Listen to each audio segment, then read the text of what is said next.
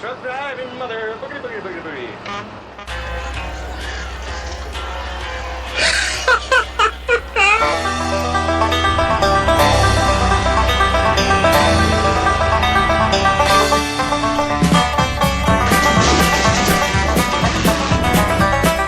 Snowman, how are your vocal cords? Well, my vocal cords are fine. I'm a little worried about Fred now. He's been gnawing everything in the cab of this truck, barking and screaming. I think he's turned into a stalk of bananas. Come back. What's your 20? About 16 miles this side of Mississippi. Whoa, hold it. I just passed another Kojak with a Kodak. This place is crawling with bears. Where the hell are you? Come back. I'm still trying to get rid of that Texas County Mountie. I don't know what the hell he wants. You know what he wants. I mean, how would you like to be the dude that handcuffs a legend? Listen, give me 5 minutes. We're gonna put some moves on that mother. I'll meet you at Ole Miss. Well, you better hurry or we can just kiss that money goodbye. You understand that? I'll read you loud and clear. 10-4. You got the one snowman. I'm eastbound and down. Eastbound and down, loaded up and trucking. Are we gonna do what they say can't be done? We've got a long way to go and a short time to get there. I'm eastbound, just watch old bandit run. Keep your foot hard on the pedal, son, never mind them brakes. Let it all hang out, cause we got a run to make. The boys are thirsty in Atlanta, and there's beer in Texarkana, and we'll bring it back no matter what it takes. Eastbound and down, loaded up and trucking. Are we gonna do what they say can't be done? We've got a long way to go and a short time to get there. I'm eastbound, just watch old bandit run.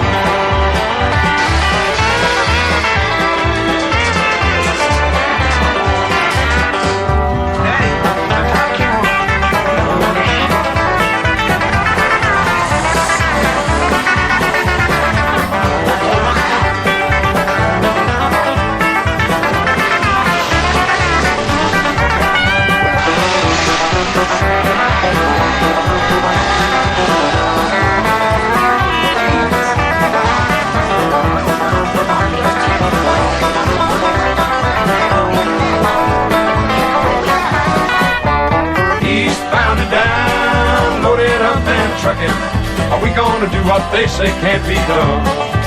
We've got a long way to go and a short time to get there. I'm eastbound, just watch old bandit run. Can you see him?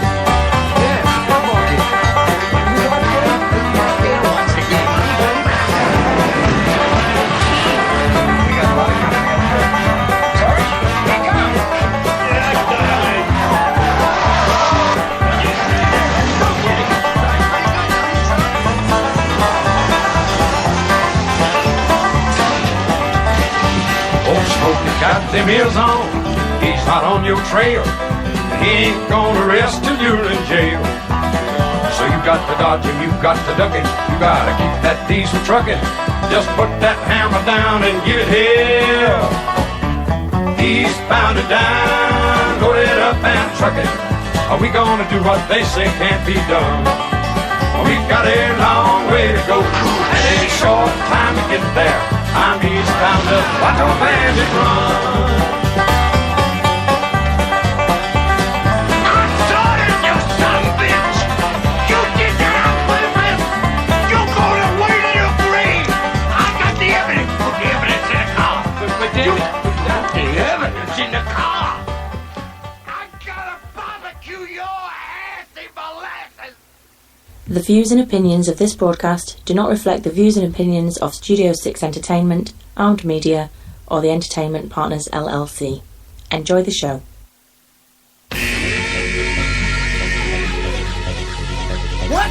Over? Did you say over? Nothing is over till we decide it is. And it ain't over now. Because when the going gets tough, the tough get going. Any questions here? Any questions here? Let's get it on. 5, 4, 3, 2, 1. We have ignition. Strap in. Straight Talk with Matt Hasley. Every Monday and Friday, 9 p.m. Central Time. Only on Armed Radio Global. So the attitude is not going to speed things up any bit at all. I'm going to ask you to speak into the mouthpiece very clearly. Check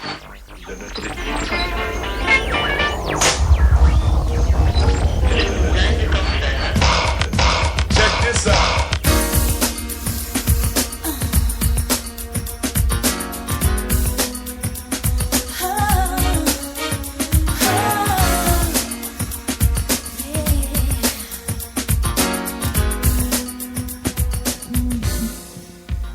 It is Monday night. Time for some straight talk. This is your host, Matt Hasley, coming at you. You're wondering why for the Smokey and the Bandit beginning. Well, the famous Trans Am from Smokey and the Bandit's going back on the blocks for auction. Sold for $450,000 last year, but that's not it. Got some other stuff, but special thanks to our sponsors out there, St. Julian's Macaroons. Well, it's not too late. Log on to www.macaroons.com and warm up this holiday season with a macaroon. The Price family's been baking these goodies since the 70s. So they're 100% gluten-free, FDA approved. Log on there, get them delivered right to your door. So, once again, www.macaroons.com. Also, eat24.com. Have you ate yet? Well, log on to eat24.com. Download that app for your favorite mobile device. Click, order, and eat. It's like Snoop Dogg says, it'll tell hungry, or hangry, he calls it, to shut up. Also, creative-mktg.com. It's creative marketing. For ideas for next family or business function, check them out. Over 700,000 products available. You can definitely get a logo on something. So once again, check them out at creative-mktg.com. If you're looking at interacting with the show, you can do multiple ways. You can get me on Twitter. Just click hashtag a tweet arm radio. Make sure I get my tweet deck up here. And, just hashtag a tweet arm radio. I'll see it pop up on the tweet deck. I'm following a few other streams, but that's probably the easiest way. You can also call in live at 1-866-225-5401. If you want to talk about something, you want to talk about sports, you want to talk about New Year's resolutions, whatever you want to talk about. It doesn't matter. All kinds of stuff in the news. I'm going to be going all around. But what do we got? Got to start out with Panthers finally lose. My brother-in-law will be happy now. He's a big Dolphins fan. So he cheers every time an undefeated season gets broken. So, well, he wants to, be the only one. Well, that's fine. That's a good thing to have. But I think he was maybe 6 at the time, if that, maybe 5. But no, it's Panthers. Beat this team 3-4 weeks ago and beat them handily, and then the problem is you get to where you're worried about too many other things rather than the game. You start getting distracted by whether you're going to have a perfect season, and you're not doing as keeping your head in the game. Tough thing to do. I didn't think the Panthers had it. I think the only team that I thought that was going to do it was the Patriots. I was, shocked the one year they went 16-0 or whatever and lost in the Super Bowl. It's a tough, it's one of those things where you got so many people from week to week to week, and everybody's trying to give you their best game. They want to knock you off. So, yeah, it's very tough to do. Halftime, actually third quarter score, 14-10. It's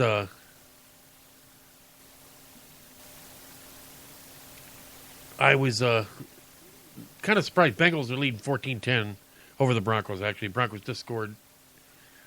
It was 14-3 at half. But, yeah, I thought the Bengals were going to run away with it. Scored on the first two drives, and I thought they were going to score in the third one.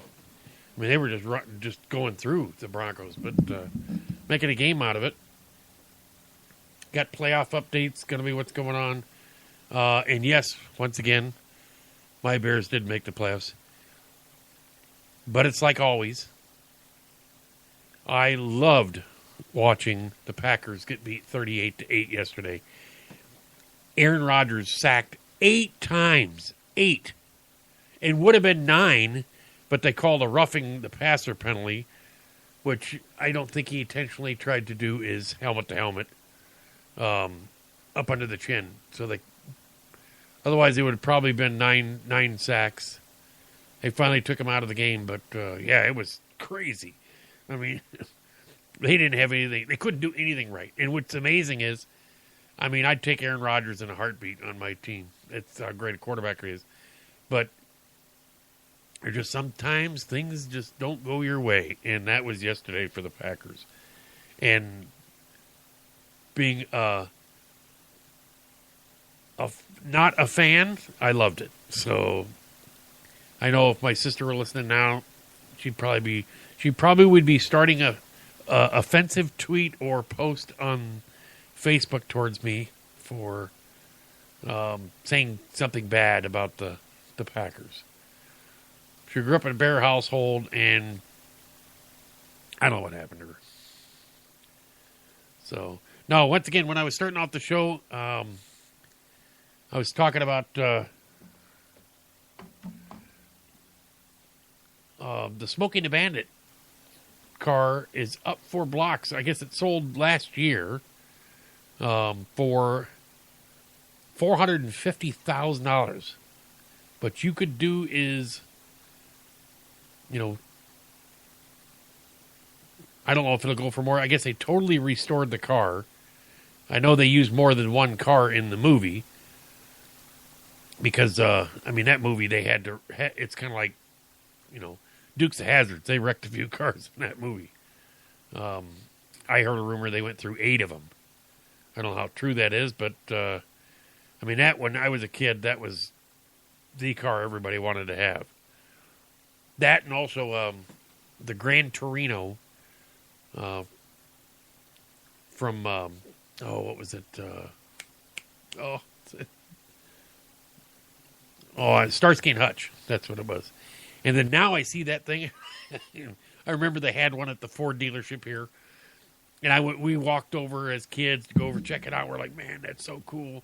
And now I see it today, and I'm like, God, it's the ugliest looking car. I mean, it's terrible. But yeah, was it, cars when I was a kid to now, you look at them and you go, oh, jeez. My son and I were, he's into cars. He's 16, of course. And I said, yeah, I used to own a Pontiac Fiero, an 88 Pontiac Fiero. Last year they built them. And he's like, really? And so I brought it up and I showed him.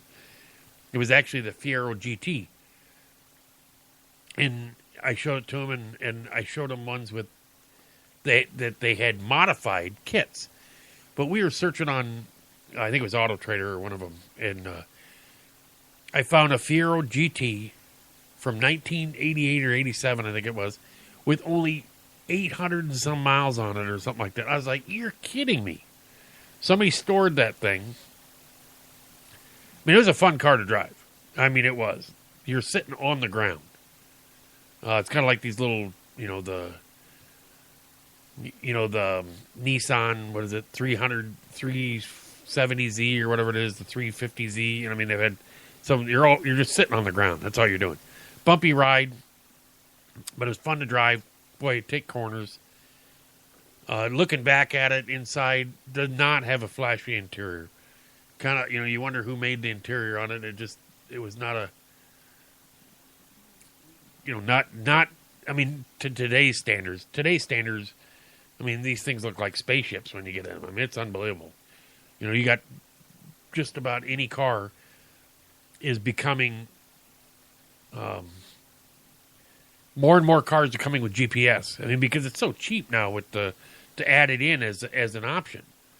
I mean, you look at the cell phones. Cell phones all have GPS on them. They ought to do is just make it to where the phone can hook up to it and you can cradle the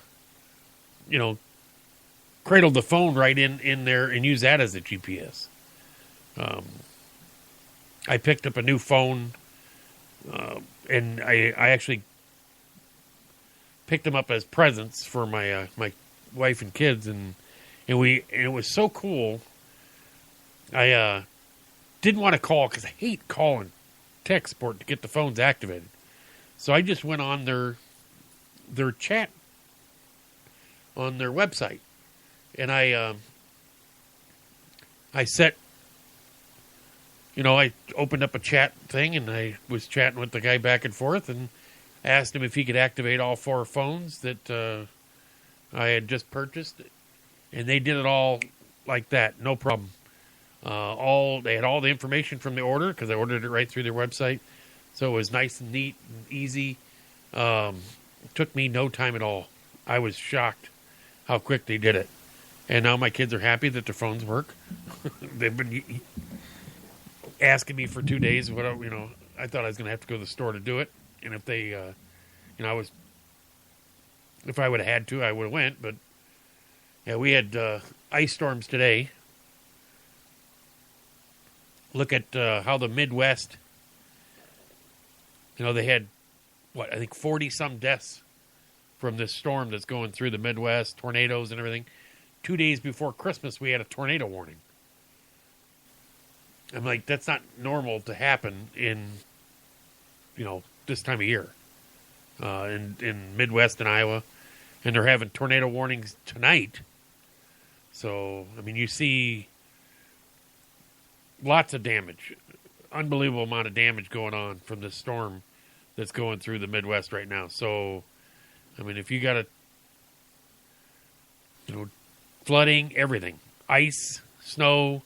When we started out, we had rain, then it turned to sleet, and it froze on the cars, and then it sleeted most of the day, then went back to rain, and now it's back to snow.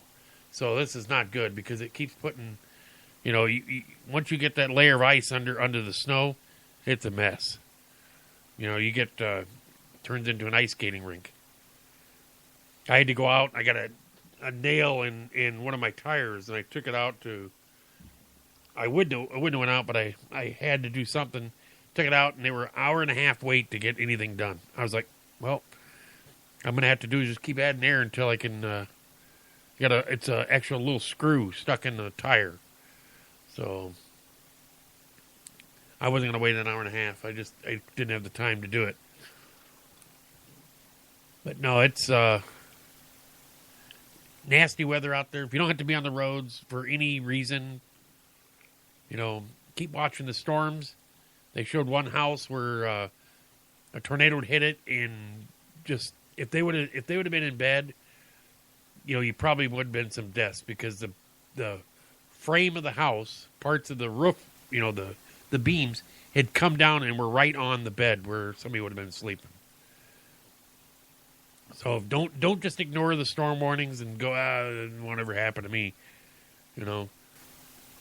Yeah, it nobody thinks that it's ever going to happen to them, but it does. Oh, speaking of auctions, Evel Knievel. I don't, everybody knows who Evel Knievel is. I don't know if you do or if you don't. Well, Evel Knievel was a stunt man from the 70s.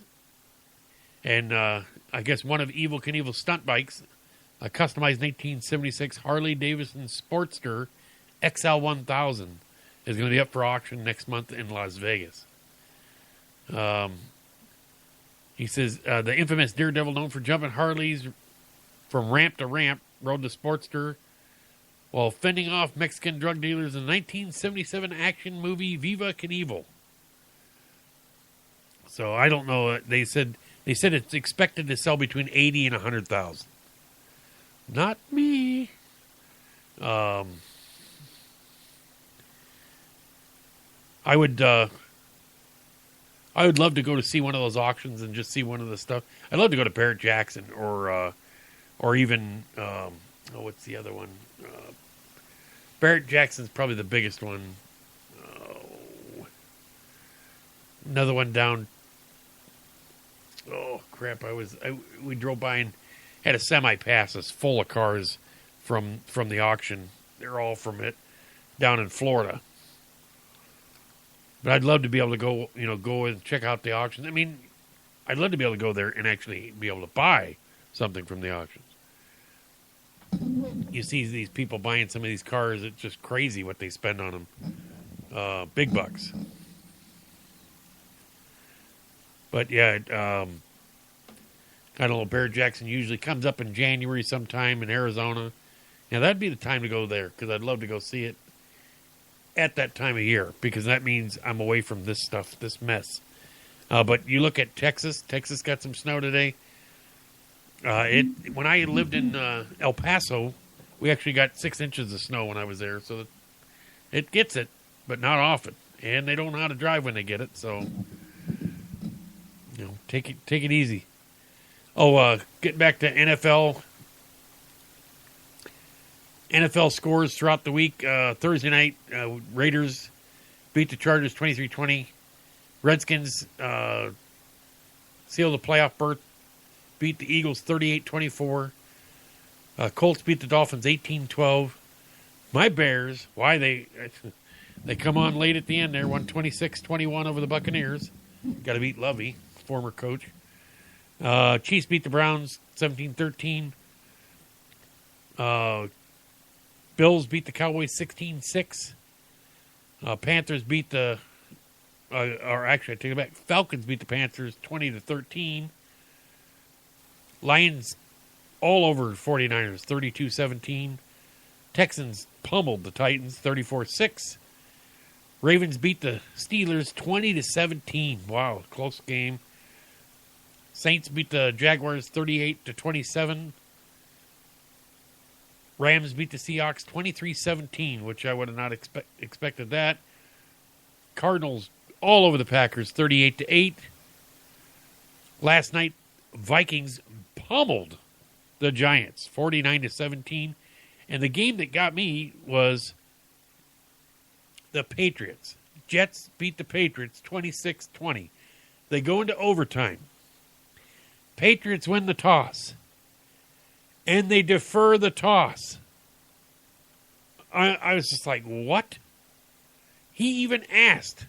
And the referee asked, are you sure? Is this what you're...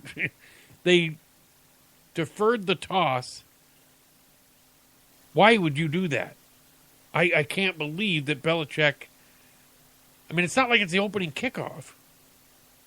Why you would defer to take the ball or take the defense blows my mind. You always take the ball. Because you got the confidence in your offense, especially Tom Brady, to be able to go down and field and score. It just shocked me that they would do that. Thinking that, we'll just go down and, we'll stop him and then be able to take it down and kick a field goal. He was trying to back that up. I think he screwed up. I think he made a mistake. And he's trying to justify it by saying, come up with some reason why. I'm just like, wow. It makes no sense at all. I don't think I've ever seen anybody defer the toss, especially in overtime. You want the ball. Yeah, that's crazy. I mean, it's not like you both get a chance at the ball. If they go downfield and score, you're done.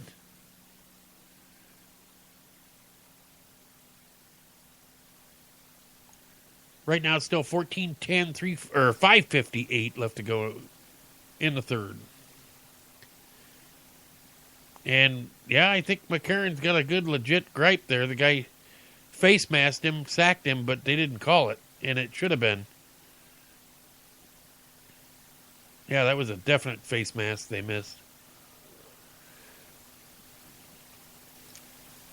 Yep, now they're throwing the flag. A little late, but yeah, that definitely was a face mask. But they're talking about what happened in week 16. It says, things got off weird. Things got off with a big upset in Atlanta where the Falcons ended Carolina's hopes for undefeated season. And, from what I heard is they were awful bitter about the loss. And I know it's tough, but you got to do is take it. You have to do is take it in stride. So it'll be interesting to see. I mean, they don't have all the playoff. I mean, it's not completely done yet. Got 1 week left. I know my Bears are out of it. They get to play Mike Allen's Detroit Lions next week to end the season. So, Bears actually, if they would have had a few things go their way, they could have had at least 3 or 4 more wins. Of course, they didn't. But, I mean, it was some very close games that, I'll tell you what, I think their coach has got them on the right direction. I don't know if I don't know if they'll eventually keep Cutler or if they'll try to do is draft another quarterback. I'm not sure. It'll be interesting. Apparently, Chargers are going to fine Eric Weddle $10,000 for watching his daughter perform at halftime. It says Weddle's career with the Chargers is almost certainly through as it ends on a sour note. San Diego's safety, Eric Weddle, fined $10,000 for staying on the field at halftime during the Week 15 game against the Miami Dolphins so he could watch his daughter perform during a dance ceremony. After not disclosing the fine for a week, Weddle agent David Cantor tweeted about the fine in an angry series of tweets directed at the Chargers. The team placed Weddle on the injured reserve on Monday against the player's wishes, almost certainly ending his career with the team. So, I mean, if the guy was injured when he did it, I would have no problem for him to watch it. If he was $10,000 to fine him, but you know what? I don't think he probably cared. He was glad to see his daughter perform. But I hope she danced good for $10,000. But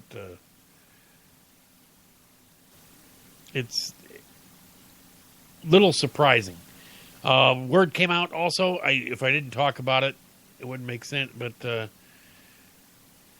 it's all talk today, is Peyton Manning.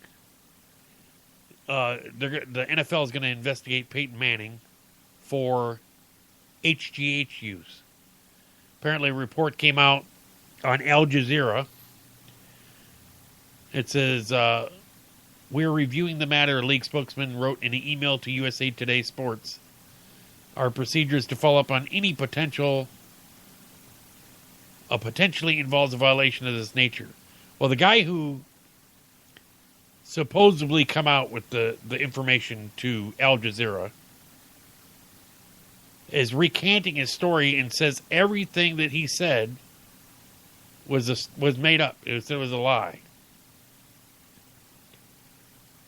It's Charlie Sly, a former employee of the Geyer Institute, an Indianapolis anti-aging clinic, was secretly filmed making the allegations.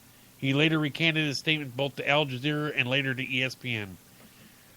It stings me to whoever this guy is insinuating that I cut corners. This is Manning talking. That I broke NFL rules in order to get healthy.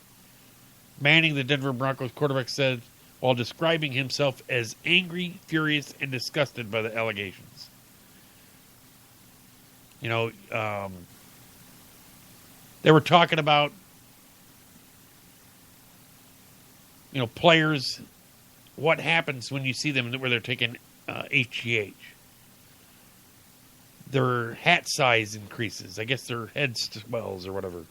And they, I don't know if it'd just be if human growth hormones are the same as just, you know, shooting up steroids. But I hope he wasn't involved. I know he was very emotional about it. I saw the interview. Looked like he was about ready to come to tears about it. I mean, he's fighting back, you know, very strong emotions about this. So, I mean, Peyton is one of those guys that was, you just really liked. I mean, he was always, you know, always class. He was probably the, I mean, how many ads did he do? He was always on, I mean, he was always doing an ad for somebody. So, I'm seriously hoping that when they get through with this investigation that nothing happens with it. Right now they're showing it on TV. I mean, this might be his last game. I mean, I don't know if he's going to play anymore after this. But they talked about whether they think he'll, you know, if Osweiler has a great game, they think that might be done for Peyton, which, I mean, he's 18 years in the league. I don't know. I mean, many quarterbacks that have gone that long. And I think, you know, he probably could just retire and go right into the booth. That's how good a guy he is and how well-spoken he is. That's, I mean, he seems to be a class guy. And I haven't met him personally, but from everywhere I hear. So I'm hoping that this report ends up being crap.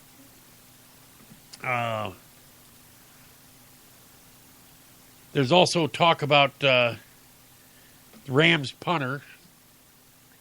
It says Rams punter Johnny Hecker. There were, you know, apparently he threw a cheap shot at Seahawks linebacker Cliff Averill during Sunday's game. And at least one team was not surprised to see it. On Monday, the Ravens' official Twitter account reminded everyone that Hecker did something similar to Baltimore player earlier this year. Several Seattle players blasted Hecker after his hit on Averill, which he's the punter, and he would run along and did a kind of a blindside hit. Well, they went to hit him, and he cowered twice in one play. So, I'm surprised they didn't hit him anyway. I mean, you get a guy, they say once you start running towards a play, you become, you know, you're able to do is you're a part of the play, so they can hit you. That's why they tell a lot of quarterbacks don't do anything. I mean, you know, your quarterback could be your, whether you have a Super Bowl or not. I mean, you look at quarterbacks that if they went down would just decimate, like Aaron Rodgers. They lose Aaron Rodgers, they're probably done. They lose Tom Brady. Patriots are probably done. If you There's a lot of different guys or quarterbacks. I mean, I'm surprised this Osweiler's playing this great. He seems like he's got some talent. Big guy. God, he's like 6'7", 6'8". You know, I mean, he sees over top of everybody. Makes it easy. I think he might be the quarterback of the future for Denver. He was only 7-8 as a QB in college. But he threw for a ton of yards when he was a high school kid, high school player. So I guess Elway likes him. He might be the guy to go with. Well, it's that time. We're going to take a quick break once again. This is Matt Hasley, your host of Straight Talk, and we'll be right back. Brain feeling a bit fuzzy? Might be that show Straight Talk with Matt Hasley. It's on every Monday and Friday, 10 p.m. Eastern. It gets to you. Live audio on TuneIn Radio and Spreaker.com. Plus live video on Ustream.tv. From the demented minds at ArmedRadioGlobal.com. Mom, can you bake me some cookies for school today? Finally. As a mother, I want to share about St. Julian's macaroons. I am concerned about my child's health, so I pack for his lunchbox, and after school, I give him St. Julian's macaroons as a healthy alternative to many of the store-bought cookies. There are no preservatives and only 100 calories, and he really likes them. So find them in the freezer section at your local supermarket or order online today at www.macaroons.com. Hey there, sexy. This is comedian Jenny Lavoie.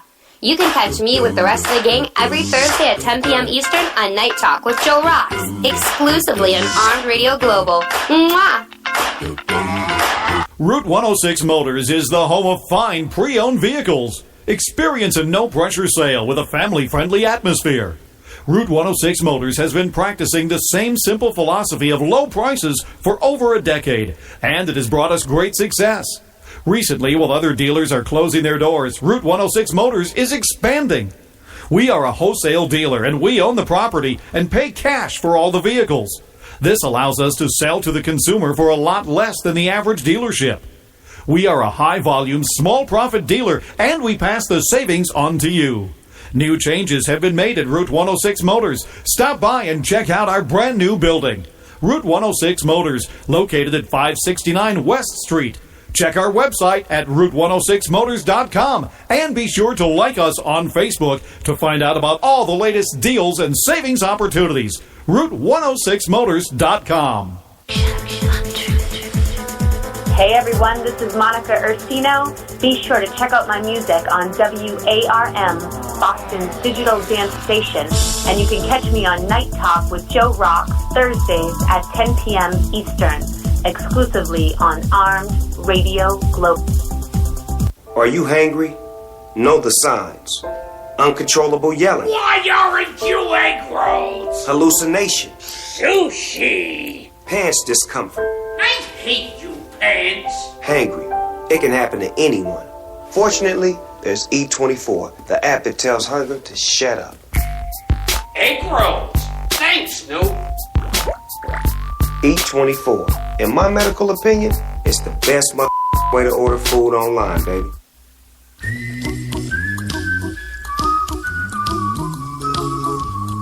Need tree removal? Need tree pruning? Need stump grinding? What about dangerous 24-hour tree removal? Then you need to call Need Tree Work. We have all the equipment and expertise to do the job right. Our team at Need Tree Work provides efficient and effective services such as snow plowing, snow removal, sanding, and salting. Need Tree Work is family-owned and operated, fully licensed and insured. For unmatched tree work at unbeatable price, call Need Tree Work at 1-508-840-1600. Visit our website at needtreework.com. Come down and visit us at 250 Dedham Street, Norfolk, Massachusetts, next to Dunkin' Donuts on Route 1A. Don't forget, if you need Christmas trees, we'll have them there too. Like us on Facebook, Need Tree Work. need a dose of raw reality radio? Listen in to Night Talk with Joe Rocks every Thursday, 10 p.m. Eastern. Exclusively on Armed Radio Global, with audio replays on Spreaker and live feed video on Ustream.tv. Or call in live to Night Talk with Joe Rocks at 1-866-225-5401. Thursdays, 10 p.m. Eastern.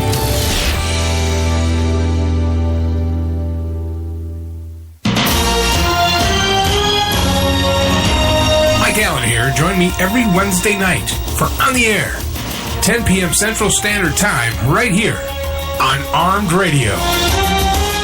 Hey everybody, this is Paul and Jim. Join us on Pod Talk Radio, Thursday nights, 11 p.m. Eastern Standard Time, right after Night Talk with Joe Rocks, where we will be discussing subjects one doesn't say in polite society. We're rude and crude and unwavering in our opinions. So please tune in to Armed Radio Global, home of the big guns. Boom!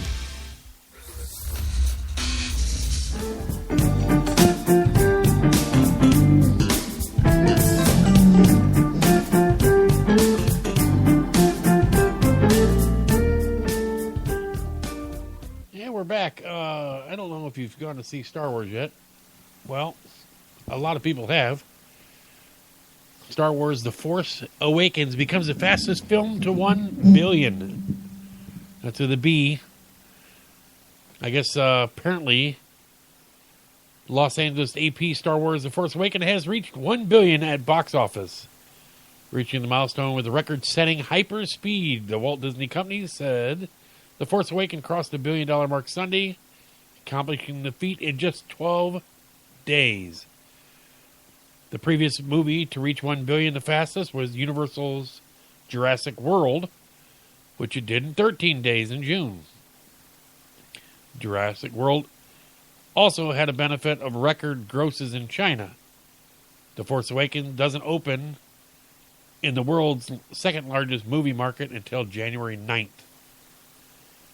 I guess J.J. Abrams' installment of Star Wars also posted the biggest Christmas Day box office in history with 49.3 million, and the best second weekend earnings with 153.5 million. So The Force Awakens has been setting records since its debut, December 17th. It brought in a galactic 238 million in North America over its opening weekend, besting previous record setter Jurassic World, and set international opening weekend records in Australia, New Zealand, and throughout Europe.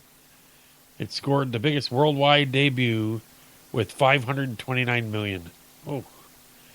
So when it hits China, I hate to think what it's going to do.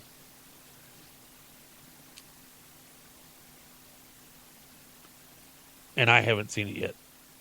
I would like to go see it. And I will. But I don't think it's going to be, as quickly as, and it'll probably be a little while. I hate the crowds. Well, talking about all these storms going on and everything. Chick-fil-A, who has always been closed on Sunday, and a lot of people give them a hard time for being closed on Sunday, because they feel that Sunday is a day of rest, based on their religion, that they give their employees off on Sunday. And, so people are mad about them, honoring their religious beliefs, because they don't feel that as a company like that, they should have any. But they own the company. It's their company. You don't like it? Don't eat there. That's what I figure. But Chick-fil-A made a rare occasion and a rare Sunday exception. It says in some locations in Texas, northeast of Dallas, turn the lights on on Sunday after tornadoes ripped through the state and killed 11 people. The locations were not open to the public, but team members from various restaurants in the area did volunteer to prepare and distribute free food to responders and other help or affected by the tornadoes. Serving those in need during this tragic event, said Amanda Hanna, a spokeswoman for the chain, in an email. Chick-fil-A has maintained its rare Sunday closure policy since the chicken chain opened. The weekly day off is to encourage employees to rest, spend time with family, and worship if they choose. I mean, that's class to do that. A lot of people, or a lot of companies, don't care. They don't care whether you're off. They don't care. All they care about is green numbers. Most companies, you're a number to them. If you're done, they don't care what who you were or what you did. It's what have you done for me lately? And I think this is class. This tells me that the company cares about the area they're in to be able to do is open up, and the people that work there care about the people that are there. They open up to try to help out people that are responding to these tornadoes and stuff. So, good job, Chick-fil-A. I don't get to Chick-fil-A too often, only because it's so... it's just where it's located. It's just a pain for me to get there. I wish they had one closer to where I work. I mean, it's not really that far. It's just a pain to get in on it. That place is always busy. So, little bit of NBA news before we get out of sports here. What a start. Warriors are 28-1. They're 17-0 in the conference. The closest to them in the conference is 18-13. Closest to them in the league is the Spurs at 26-6 in the Western Conference. Closest in the East is 20-12. If they keep playing like this, they could beat the Bulls' 72-10 record. It's just amazing. I'm blown away by it. How great they're playing. But apparently NBA suspended Memphis Grizzlies forward Matt Barnes for 2 games Monday for what the league said was a physical altercation with Derek Fisher and for threatening the New York Knicks coach in October. It says the league investigated the October 3rd incident at Redondo Beach, California, between Barnes and Fisher, former teammates with the LA Lakers from 2010 to 12. The Grizzlies had just wrapped up a week of training camp, and a person with knowledge of the situation told the Associated Press in October that incident occurred while Fisher attended a gathering at the home of Barnes. The person spoke on a condition of anonymity because no details were publicly released. Redondo Beach Police responded to an incident October 3rd, but disclosed no information on the location or who was involved after findings no basis for criminal charges. Barnes' suspension will begin Tuesday night. So he threatened the Knicks coach. I just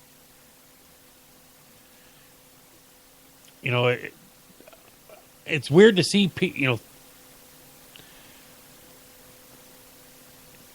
I don't know how many times NFL, NBA. You don't see it so much in the NBA. I don't know if it's got so many games that they play, but you see more NFL guys getting in trouble than you do NBA. NBA's got an 82 game season with I don't know how many game preseason. They're going from town to town to town, but I just don't. You don't see the NBA getting as much trouble, or at least I don't notice it. I don't notice it in the news as much as the NFL. yeah, there's more NFL players, but I don't think the NBA is as violent as a sport as the NFL. I mean, you watch. If I have a kid coming up now, well, I do. I have a kid that's 10. And would I let him play football? Probably not. I mean, with the concussions ratio they have and injuries they have, all it takes is one hit. You could have a paralyzed kid, and it's just not worth the. I mean, the kids are getting so much faster and hitting so much harder. I don't know if I would let my kids play. I mean, I know my son, he's not going to want to play it. He's just not into that. My youngest, we asked him if he wanted to play baseball, And he goes, Mom, I could get my eye put out. And I'm like, James, I said, that could happen in any sport. He goes, yeah, but Mom threw it at my face. I go, no, Mom didn't throw it at your face. I was there. Mom is just a bad pitcher. And he says, yeah, but she did it twice. And I was like, all right, whatever. So he plays soccer. We didn't have soccer when I was a kid. Now it's become huge and it's constantly growing. And especially with football, I would say football's declining. I know a lot of guys that aren't going out for it as much as they used to. It's changed over the years. I know a school that's huge here, and they can't get enough kids to go out for the football team. I know they got enough kids there that they could have a very good team. But it's one of those things where a lot of, you got to get the people to want to play it. But yeah, football I think is on the decline. But with football on the decline, you see this.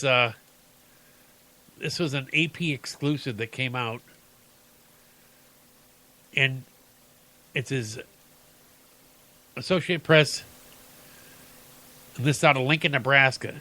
At least 1/3 of the Power 5 conference schools are not punishing athletes as harshly as they were 10 years ago for testing positive for marijuana and other so-called recreational drugs, according to an investigation by the Associated Press.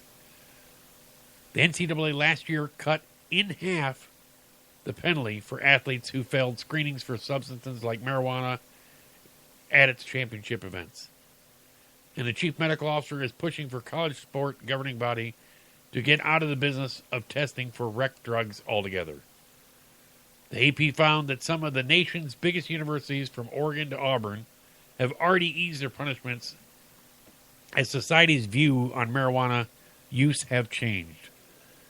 It says the AP analyzed policies of 57 of the 65 schools in the Southeastern Atlantic Coast Conference, Big 12, Big 10, and Pac-12 conferences, plus Notre Dame. Of the 57 schools, 23 since 2005 either reduced their penalties or allowed the athlete to test positive more times before being suspended or dismissed. 10 schools have separate, less stringent policies addressing only marijuana infractions. I think it's got to the point where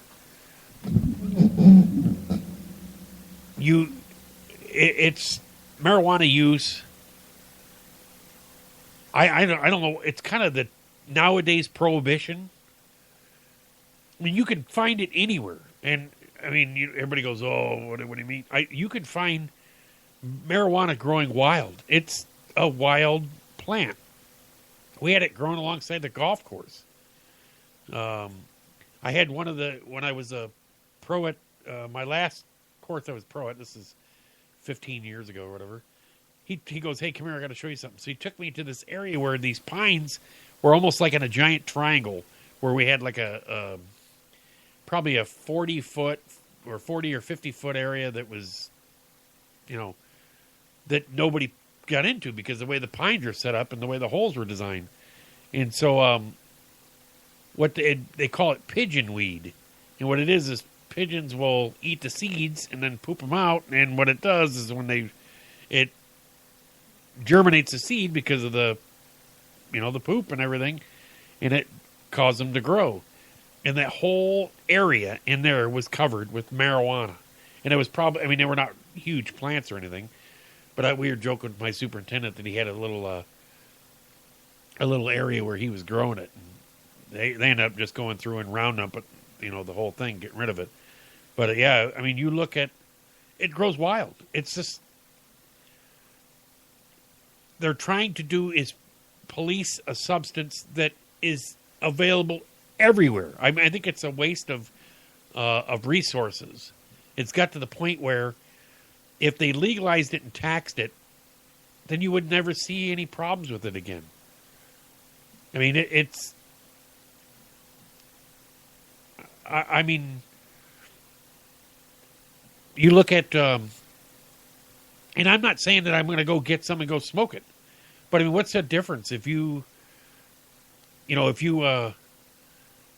go buy go get a joint from somebody, or if you go get a 6-pack of beer?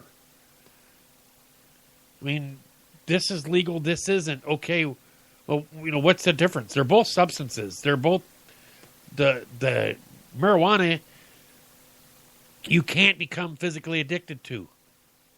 Alcohol you can. If you quit smoking marijuana, oh well, you'll probably just quit craving McDonald's as much.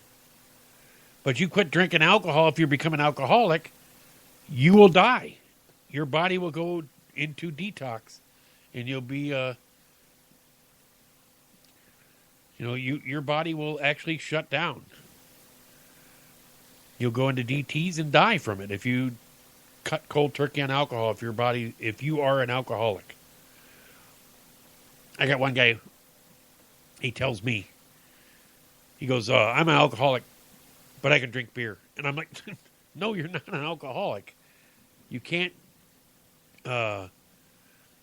drink beer and consider yourself an alcoholic. You're somebody that can't handle alcohol, hard alcohol. And beer doesn't affect you as much. But if you're an alcoholic, you're going to drink shaving lotion, or whatever it is, aftershave lotion, or whatever it is. I mean, you would drink whatever alcohol is available. That's an alcoholic. So, if it's, you're talking about why they keep these penalties, or, for, these kids that are doing, some states it's legal. So I don't know how, eventually people are going to get into office, and eventually it's going to change to where it's going to allow marijuana use in all the states. It's eventually going to take over. Because the reason why, whether you like it or not, and I mean, it doesn't matter to me. I don't care. I'm not going to go out and probably go buy it. I mean, but if you look at it, how the view of it has changed over the years. I mean, it's just like anything. The originally view of gay marriage, which that's changed over the years, and now it's legal in any state can, and eventually they'll have somebody that will challenge it or win the right to have it. I mean, why it's not available in every state for at least medical use, I don't know. Because that person that's telling them no, they can't have it, doesn't have that disease to need to understand why. And if they ever did, then they would understand why these people want it. I'll tell you what, the fast food industry should be pushing for marijuana to become legal in all 50 states. Because if the fast food industry pushed for it, it's gonna boost their bottom line. Because what do these guys want to do when they're out smoking? They want to eat. They're not going to fight. I mean, you're not going to see guys smoking dope out on the street causing trouble. Most of the guys that you're going to find that are smoking dope, you're going to find them in a fast food or a Dunkin' Donuts or a, whatever, Krispy Kreme or whatever it is. They're going to be eating.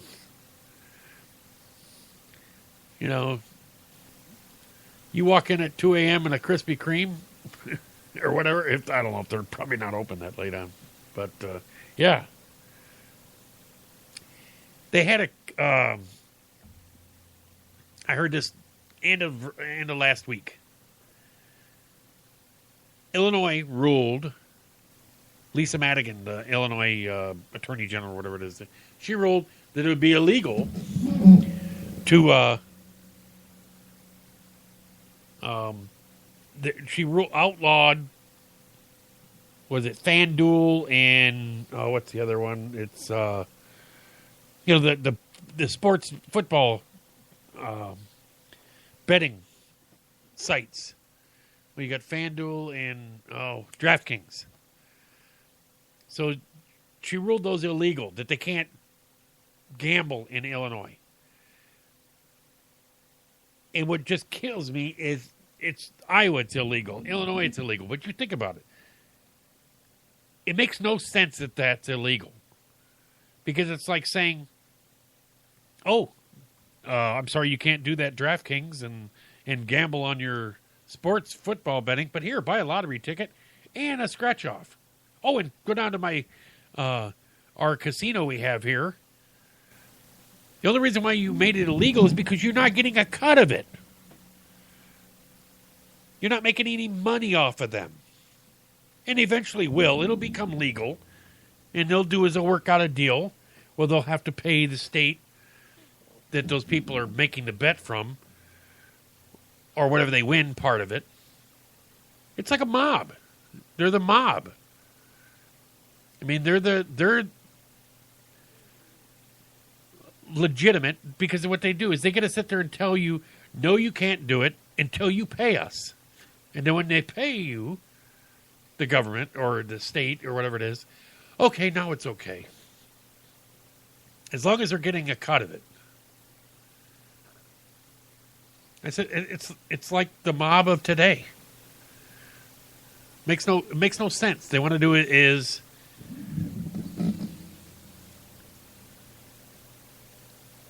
and I don't like doing the FanDuels, and not because I don't think would be fun or anything. I just hate having to switch my teams all the time and do everything. They go, they got 1 week leagues and stuff. Well, I talked about it last week. One lady, she won $100,000 on a $5 bet. It was a 15-game parlay bet that she didn't realize she won. It went for, over and unders and everything. She won everything all the way up through. Made $100,000 on $5. I mean, what's the odds of that? They had I don't know where it was at. They were talking about it in the news. I don't know if it was Iowa or Illinois or where it was at, but they had a guy that he won $100,000. I don't know if it was off a scratch game or one of the lottery tickets or whatever. Well, rumor has it that he was under 21. You got to be 21 to buy a lottery ticket, which makes no friggin' sense. At 18 years old, you're a legal adult. You can vote. You can go to war, fight for your country and die. And you can't buy a frickin' scratch-off or lottery ticket. You can enter into a legal contract at 18, but you can't buy a lottery ticket? What the heck? It's not... You can buy a cigarette. You can't buy a beer. I'm like, give me a break. You can do everything legal, but buy a beer and a lottery ticket. That makes sense. At 18 years of age. You're an adult. If you do anything in crime-wise, they treat you as an adult. And they go, well, he's under 21. Let's do is put him on the juvenile. No, you're an adult. I've been able to legally drink since I was 18 years of age. And the reason, and I had never had that, oh, we're 21, boom, you know. I went in the military when I was 18. You could legally drink on post. The drinking age where I was in Iowa when I was 18, actually, I went in the military was 18. When I came home the following year, the drinking age was 19. I was able to drink when I was 19. So I never had that 21 years of age. Oh, wow, I can't wait till I'm 21 so I can go out and tear it on, to have a huge party. But no. I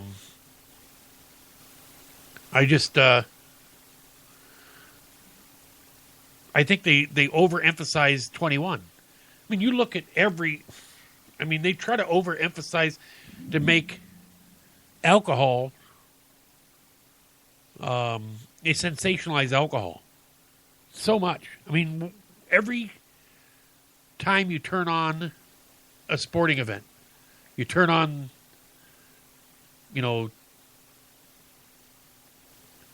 like right now, you got the Monday Night Football going on. And you turn on Monday Night Football, and half the commercials throughout the game are for beer or hard liquor, something to that effect. And they always show people having a great time. They don't ever show somebody, wasted, stumbling out of a bar that looks like, he's thrown up half all over himself. They don't show that part of it. They don't show the ugly part of it. They don't show the part of you. I mean, they show click it not click it. They show guys that are, drunk driving and, going to cost you $10,000. They'll show you that. But that's a promotional ad. That's boom. That's over with. People don't see that. They, you see a lot of guys, they sensationalize it. So as a kid, you're growing up, they see that, oh, wow, I can't wait till I'm 21 so I can go out and drink and have a great time like they do.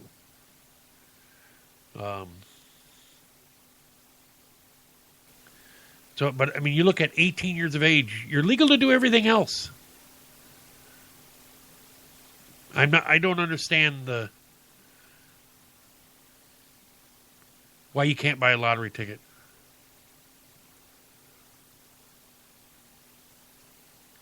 You can do just about anything else. But you can't buy a lottery ticket. I know we want to do is we don't want them gambling. Really? Do you think dropping it 3 years, and then they're talking about taking the money away from this kid?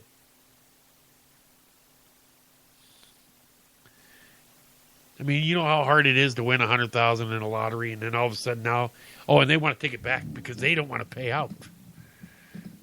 Yeah. We got to do is set precedents because he's only 19 or 20. I just think that's ridiculous. Yeah, got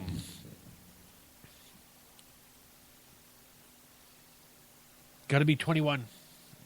I know you got to be 21 to go on the casino boats that we have here, and 21 to go into casinos out in Vegas. Actually, you can go into the casinos out in Vegas under 21. You just can't gamble. I remember I went to Vegas and people would be walking through with their family. And you'd see them and they always have people going around in the suit coats making sure the people aren't gambling. But yeah, I just don't understand it at 18 years of age. If kid's an adult, what 18, if he can go out and die for his country, he should be able to have a beer for his country, and he should be able to go buy a lottery ticket for his country, or in his state, whatever it is.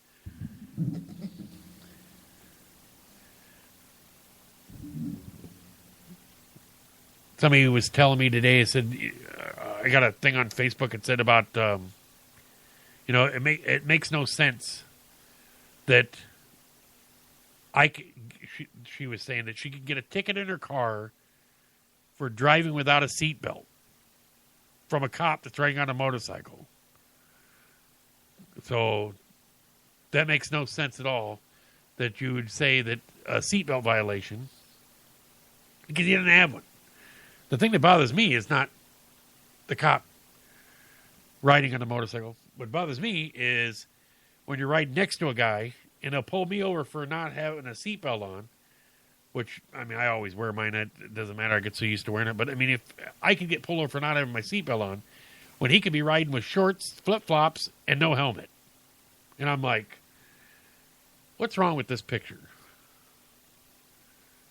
I said, I got a 4,000-pound car wrapped around me, going to defend me if something happens. He's got nothing but a pair of shorts and a T-shirt. I'm like, it's not all about safety then. So, yeah, I know the motorcycle, it used to have a helmet law here, and they repealed it. And that's because the motorcycle riders got together and fought and had it repealed. They originally said when they made the seatbelt law that they would not use it as a reason to pull you over. They do now. They pull you over. You got signs all the time. Click it or ticket.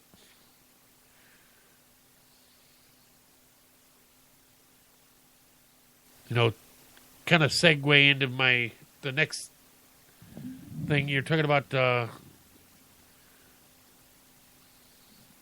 Tamir Rice grand jury comes back, and that was a young child that was it was in Cleveland. A grand jury declined to indict a white rookie police officer in killing a 12-year-old Tamir Rice.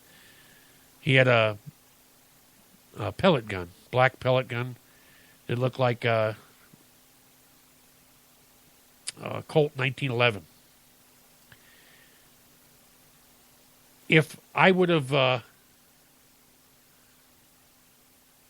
responded to that situation, I don't know what I would have done.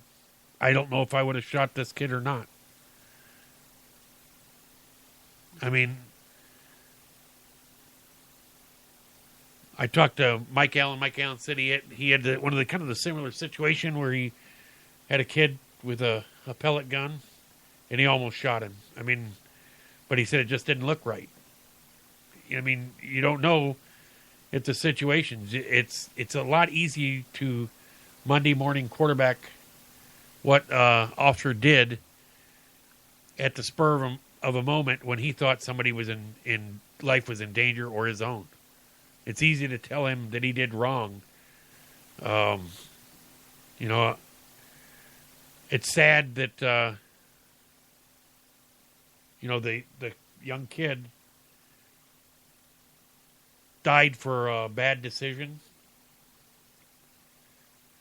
You wish you could change the outcome of it, but you can't. I mean, sorry, it's a sad deal. If they had another shooting, this was I read about it on online. They were talking about how. Let me see if I can find that article where the family of the victim that got shot. It was a concealed carry shoot. Let's see if I can find that article. It was nope,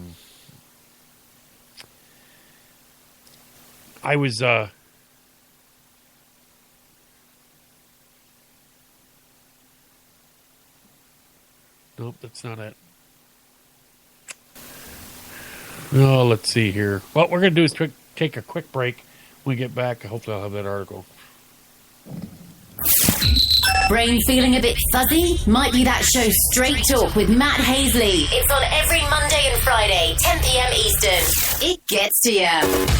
Live audio on TuneIn Radio and Spreaker.com. Plus live video on Ustream.tv. From the demented minds at ArmedRadioGlobal.com. Mom, can you bake me some cookies for school today? Finally, as a mother, I want to share about St. Julian's macaroons. I am concerned about my child's health. So I pack for his lunchbox, and after school, I give him St. Julian's macaroons as a healthy alternative to many of the store-bought cookies. There are no preservatives and only 100 calories. And he really likes them. So find them in the freezer section at your local supermarket or order online today at www.macaroons.com. Hey there, sexy. This is comedian Jenny Lavoie. You can catch me with the rest of the gang every Thursday at 10 p.m. Eastern on Night Talk with Joe Rocks, exclusively on Armed Radio Global. Mwah! Route 106 Motors is the home of fine pre-owned vehicles. Experience a no-pressure sale with a family-friendly atmosphere. Route 106 Motors has been practicing the same simple philosophy of low prices for over a decade, and it has brought us great success. Recently, while other dealers are closing their doors, Route 106 Motors is expanding. We are a wholesale dealer, and we own the property and pay cash for all the vehicles. This allows us to sell to the consumer for a lot less than the average dealership. We are a high-volume, small-profit dealer, and we pass the savings on to you. New changes have been made at Route 106 Motors. Stop by and check out our brand-new building. Route 106 Motors, located at 569 West Street. Check our website at route106motors.com and be sure to like us on Facebook to find out about all the latest deals and savings opportunities. route106motors.com. Hey everyone, this is Monica Ursino. Be sure to check out my music on WARM, Boston's digital dance station. And you can catch me on Night Talk with Joe Rocks Thursdays at 10 p.m. Eastern, exclusively on Armed Radio Global. Are you hangry? Know the signs. Uncontrollable yelling. Why aren't you egg rolls? Hallucination. Sushi. Pants discomfort. I hate you, pants. Hangry. It can happen to anyone. Fortunately, there's E24, the app that tells hunger to shut up. Egg rolls. Thanks, Snoop. E24. In my medical opinion, it's the best way to order food online, baby.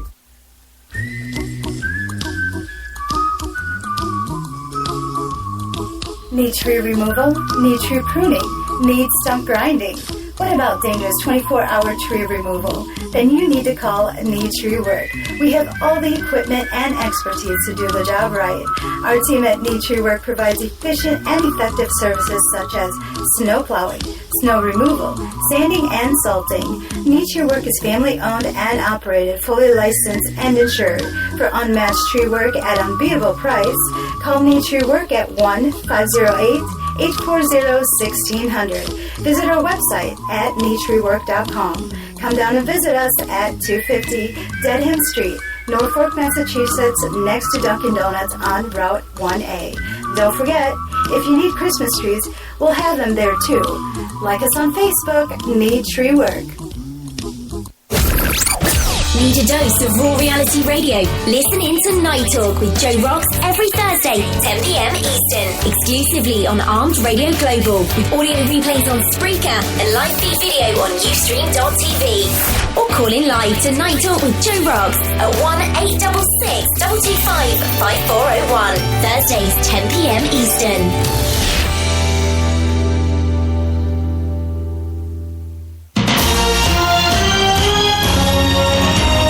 Allen here. Join me every Wednesday night for On the Air, 10 p.m. Central Standard Time, right here on Armed Radio.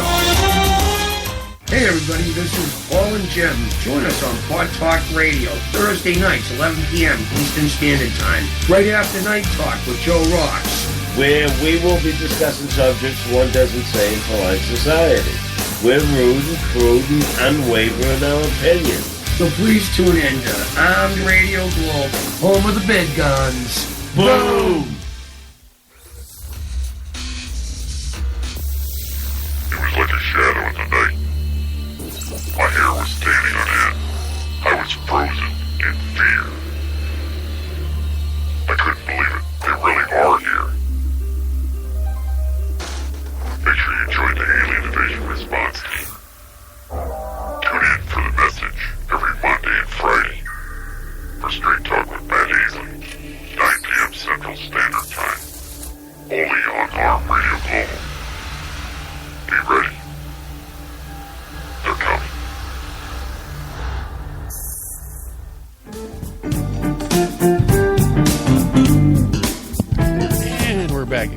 were talking about, it was, the story was family of Adric White, a robbery suspect, outraged at Good Samaritan who shot him. It says the family members of a robbery suspect that held a store employee at gunpoint in Alabama are lashing out at the Good Samaritan who shot him and stopped the robbery. It said Adric White, 18, was shot 5 times after he allegedly tried to hold up the Family Dollar store in Mobile on November 12th. It says Fox 10 spoke exclusively to both the unnamed Good Samaritan and the family members of White. They're livid that their son was shot while pointing a gun in someone's face. And then this is what the family said. If the customer's life was not in danger, if no one had a gun up to him, if no one pointed a gun at him, what gives him the right to think it's okay to shoot someone? A relative who wished to remain anonymous told Fox 10, you should have left the store and went wherever you had to go in your car or whatever. But when the suspect pulled the gun out at 5:30 p.m., the Good Samaritan did too. He had the gun to his head. He had him on his knees, and the Good Samaritan, who wished to remain anonymous, says, I drew my gun on him, and I said, hey, don't move. At that point, he swung around, and before he had a chance to aim the gun at me, I fired. I didn't want to shoot him. The man shot White 5 times. He was taken to USA Medical Center, where he remains in police custody. So the local news station had previously interviewed White's parents, but they called later demanding that the video not be aired. White was out of jail on bond after previously robbing the original Oyster House at gunpoint just a little over a month before he robbed the Family Dollar. Said accomplice Tavoris Moss, 19, was also arrested at the Family Dollar robbery. It says criminals tend to think they're the only ones with guns, the Good Samaritan told the station. I've been legally carrying my firearm for a little over 4 years now, and thank God I've never had to use it until now. It's just to show it's a good to have concealed carry. You never know when you're going to need it. Police said the Good Samaritan who opened fire was justified and broke no laws. So that's the mentality that you have. So they think if we got rid of guns, we would be safer. Then this guy would rob you at gunpoint and you would be able to do nothing to stop him because he's not going to turn in his gun. He was arrested and was out on bond for a crime he committed a month earlier, robbing somebody at gunpoint. So I know they took the gun from him then, so he went and got another gun.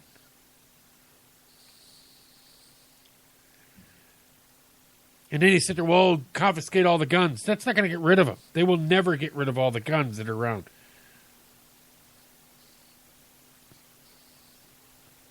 But that's the mentality they have. The mentality is, oh, they should have went on about his own business and he should have minded his own business. And, you know, I'm like, he's just lucky it wasn't somebody that was a good shot.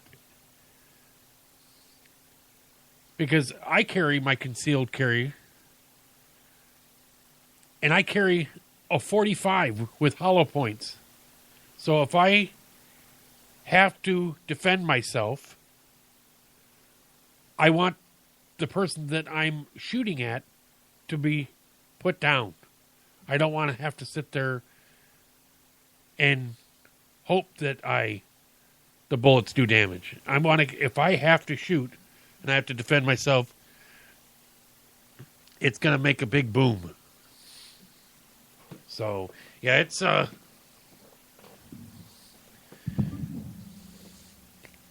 sad to think that that's the mentality. That they're mad because they should be mad at their son because their son's a piece of crap going out there robbing people. But they're not. They're not mad at him They're mad at the person who stopped him.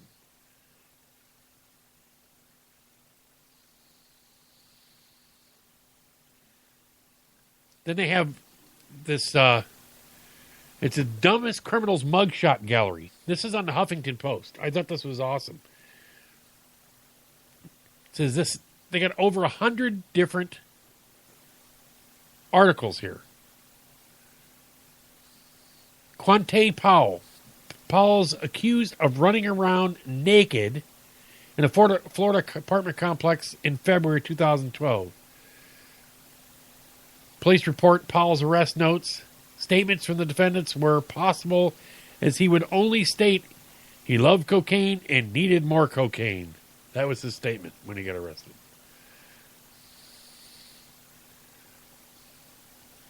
Next one is Darren Lynn Koenig. Koenig was accused in February of throwing hammers at Texas construction workers and then barricading himself inside the residence when police arrived to question him. This is in Houston. And they arrested him with no shirt on. He's a keeper. Oh, here's a good one here. Garrett Michael Hoover. He's got a nice little tattoo right across his face. Hoover was arrested for disorderly conduct in South Carolina November 16th.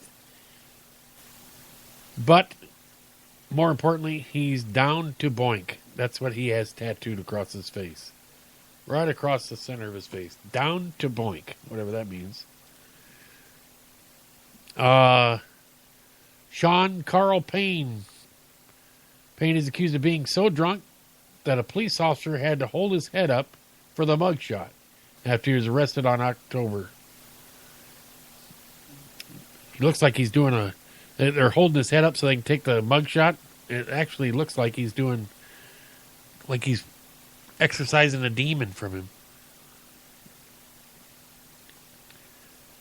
Terry Smith, officers in Port Orange, Florida, said Terry Smith allegedly tried to rob a taxi and in the process left his wallet in the cab. Yep, that's the bright individual. William Keyes, after crashing his Mustang into an Indianapolis home, William Keyes' first question to the victims were reportedly, "You want some pizza?" Well, that's just a taste. But here's the one that tops it, I think. This is recent. And I got to do is prep the... It says, Minnesota cops are searching for the man who pointed a handgun at an adult video store employee during a dispute over a malfunctioning, get this, penis pump. The suspect approached a clerk at Viva Video, seen below, and got a picture of it, last Wednesday night in an attempt to return a sexual device he had previously purchased at St. Paul Business. The customer claimed the item, which police identified as a penis pump, did not work as advertised. However, the store clerk declined the return request because the pump had been used, cops noted. After being rebuffed by the employee, the suspect pulled out a black handgun and threatened the clerk before fleeing from the business without a new penis pump.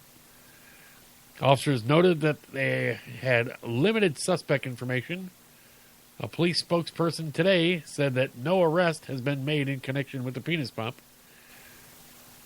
which investigators have classified as a felony aggravated assault with a firearm. So it says suspect remains at large. Well, no, he doesn't, because he is without penis pump, so he's not at large. A little pun on words there, but no. You'll find just about anything. Here's one. Woman busted for biting off her husband's ear. You know, you always hear about, you're not listening to me. Well, Says a heated argument over beef turned violent Friday when the Minnesota, everything's in Minnesota, bit off her husband's ear, according to police. When cops arrived at the St. Cloud home of Jamie Elrod, 37, and his spouse, they spotted blood and broken dishes in the kitchen. Then in the bedroom, officers discovered blood spattered on the wall and pieces of an ear on the ground. Like Mike Tyson. She'd be perfect. Her and Mike would get along good. Investigators, a probable cause statement notes, it concluded that there appeared to be a physical fight during which the victim's ear was torn off by Elrod. You know, a lot of people don't realize that if you go to a situation, you have to respond. You have to do something. Watching the end of the game here. Cincinnati, Denver, going to go into overtime. Had 3 seconds left to go on the clock, and he doinks the kick. Elway's befuddled, looking up in the...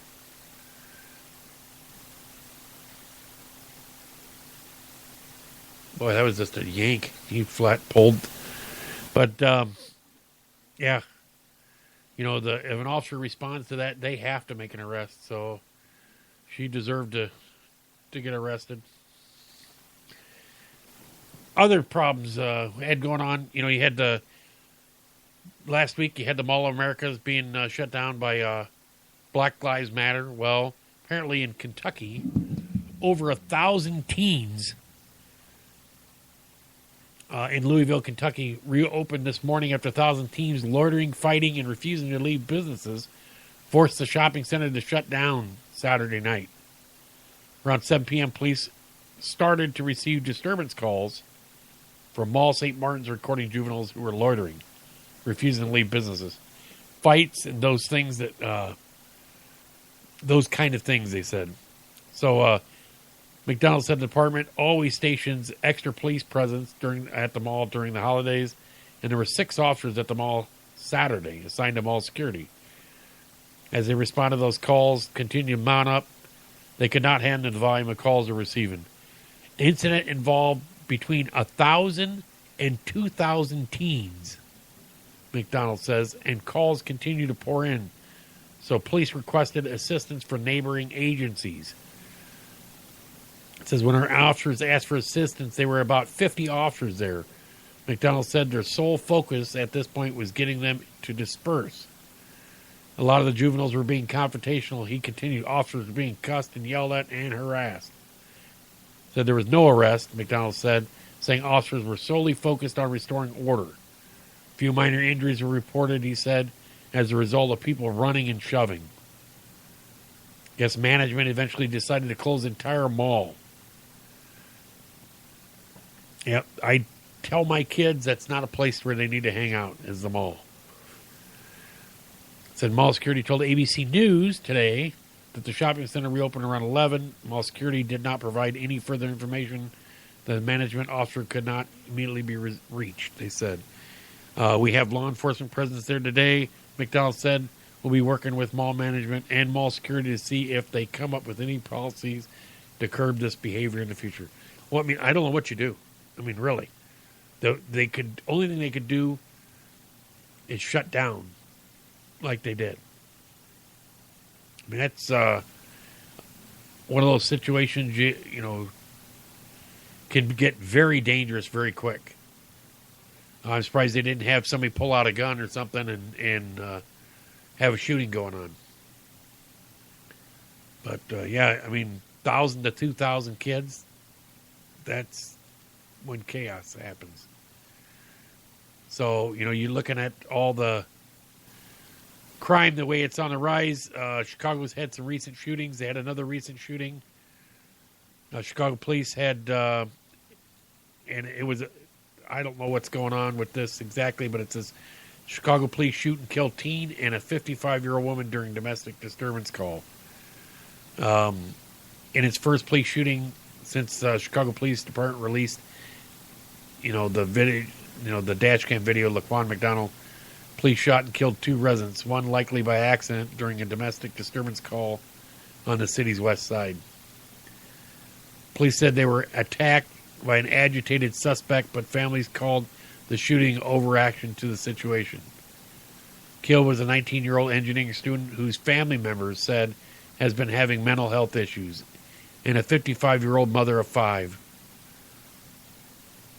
According to the Chicago Tribune, officers responded to an apartment in the West Garfield Park neighborhood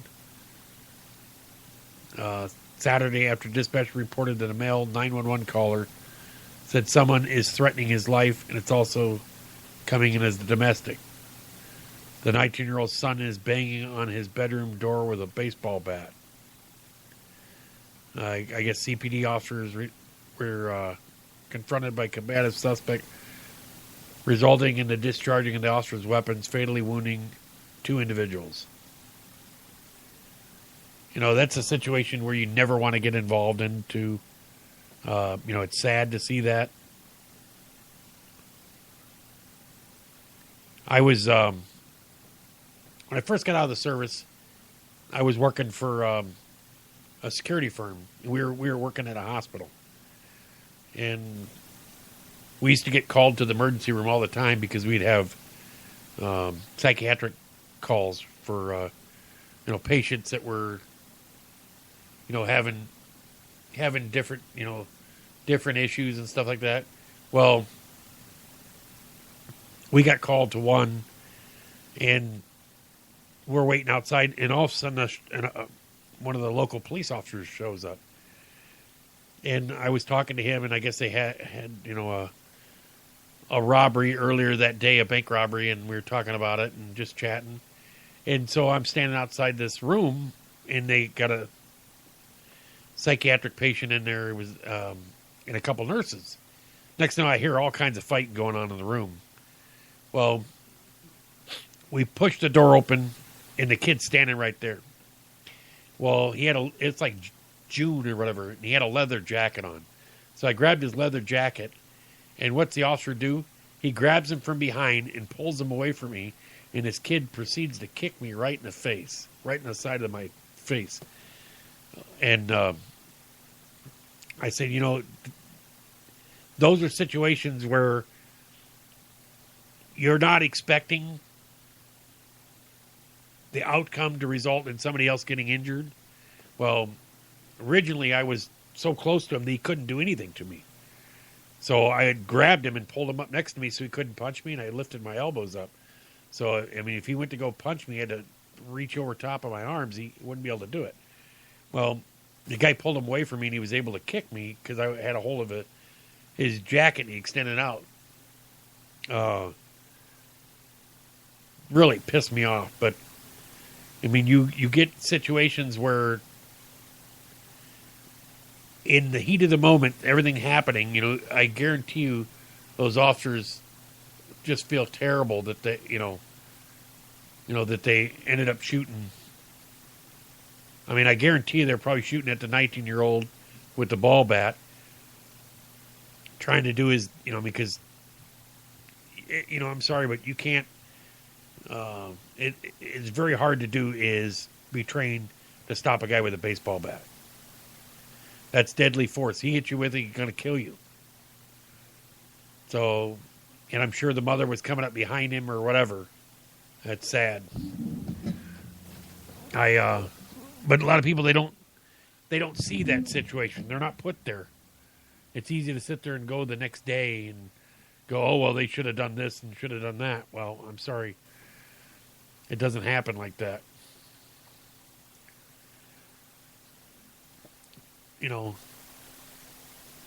We have violent crime on the rise in most cities.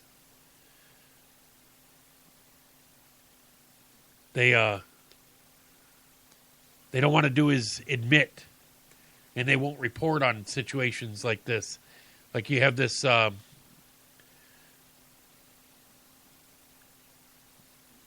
report, for where I was talking earlier about this guy robbing the Family Dollar. You don't see it on the mainstream media talking about it. You won't see it on CNN or MSNBC or Headline News or all these different other stations, like the Wall Street or net, or what is it? Not Huffington Post. That's where it was at. I saw that on there. Not the Wall Street Journal, but I mean, Wall Street Journal came out with an article. You know, they're trying to hide the rise of violent crime. The reason why is they want to be able to do is come out with gun control. They can't sufficiently come out with gun control if the people are afraid to give up their guns. So they want to do is be able to do is have senators and that back them. If they can do is hide it. They won't report it. You know what's scary is you think of it as I think we just got I'm reading a post by Joe. It says I'm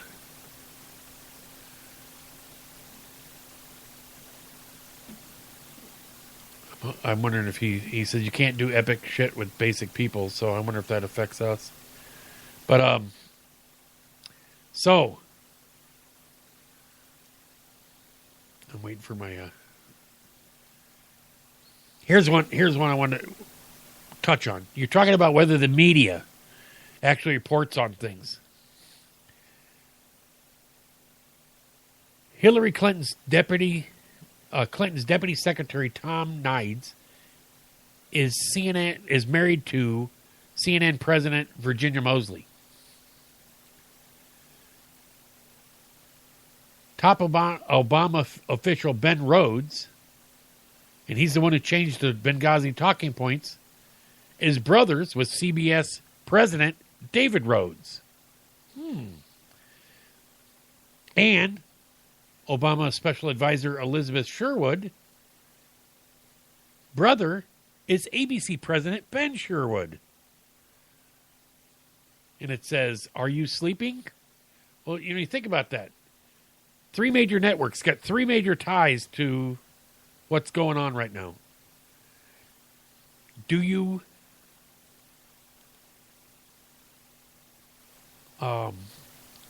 ignore what's going on? If the media, if let's say the Republicans were in and they only listened to Fox News and they only took everything from Fox News and they only said everything, put out the reports to Fox News, how pissed would the liberal media be? How pissed would the Democratic Party be? Well, does it make sense that they have this kind of ties in how biased the media is? And people sit there and go, "Oh, they're not biased." Oh, yes, they are. It's very biased. And I'm not saying that Fox News is not biased for the Republicans, which it is. But if you count out how many news organizations are for the Democrats and how many news organizations for the Republicans, it's far outweighs the Democrats. And what amazes me is the Democrats are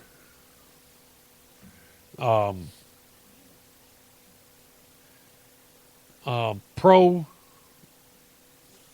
equal rights for everybody, which I don't have any problem with it. That's fine. I don't have any problem with that. They want to do is allow the Syrian refugees to come in, which most of them are going to be Muslim. They're going to come in. So, with those mostly Muslim Syrian refugees who want to come in, they're for gay rights. Not the Syrian refugees, I'm sorry. The Democrats. And that's fine. But most of the people that they're bringing in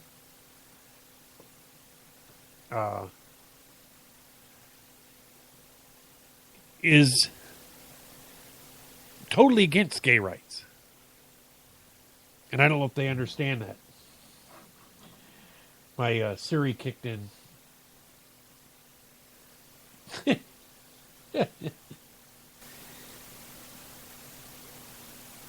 It's funny is it's voice activated, so it's like if I say just hey, if I say, hey, the name, I can't say it because if I do, it'll kick in again. But if I must have heard when I said Syrian, and it must have thought I was talking to it. So if you look at how the media is influenced or influences the public, I don't think it's right that a media organization should be allowed to be, well, if they do, they should have a tag right on them that says that they're Democrat. Because that's what they do. They say that about the Republicans.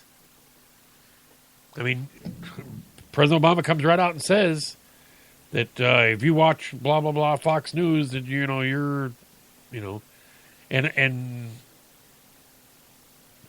he doesn't say it with any other organizations. He doesn't say it where,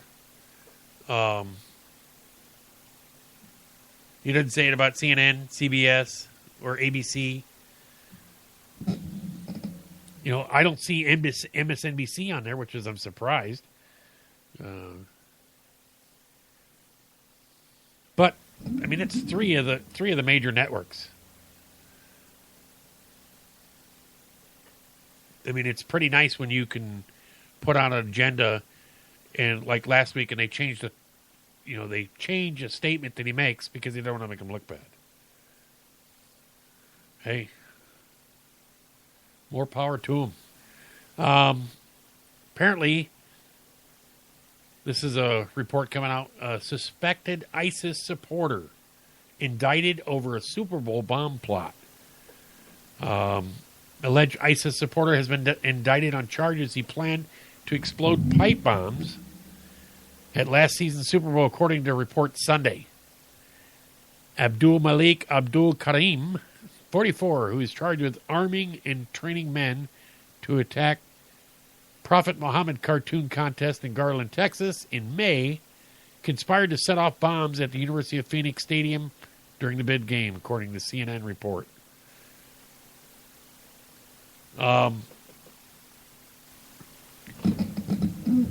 You look at the Prophet Muhammad cartoon that was in Garland, Texas. Well, I had to laugh because, now Broncos are trying to kick another one to win. Hey, they finally kick it to win. Oh, they just took the lead, 20-17. That's not the win. So now they got to do is stop the Bengals, and they win. So, but all right. So the Prophet Muhammad cartoon contest that went on in Garland, Texas in May. Well,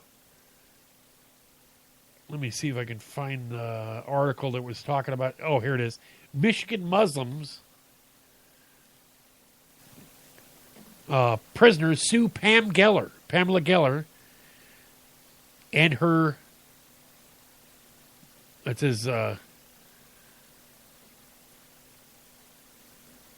says my lawyer. This is from Pamela Geller. This is her lawyer, David Yerushalami of the American Freedom Law Center, recently apprised me of this lawsuit that had been filed against me by Muslim prisoners in Michigan.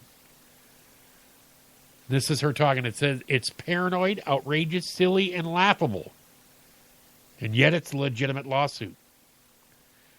The only reason it was dismissed was because the plaintiffs didn't submit the filing fee or the correct form. As funny as it is, it does speak to the supremacist tendencies of their thinking and a knee-jerk tendency among Muslims in the U.S. and other Western countries to claim victim status even as they're victimizing non-Muslims. It says Muslim prisoners in Michigan filed a lawsuit against Pamela Geller for wearing a polka dot bikini in front of our eyes. It says, we are offended. They demanded their freedom, claiming their civil rights were violated. This Islamic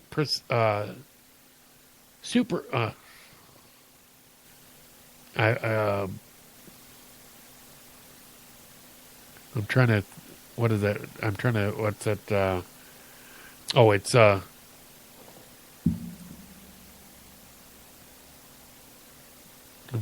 I'm catching up where I was at. I missed my spot on the article here. Oh, it says,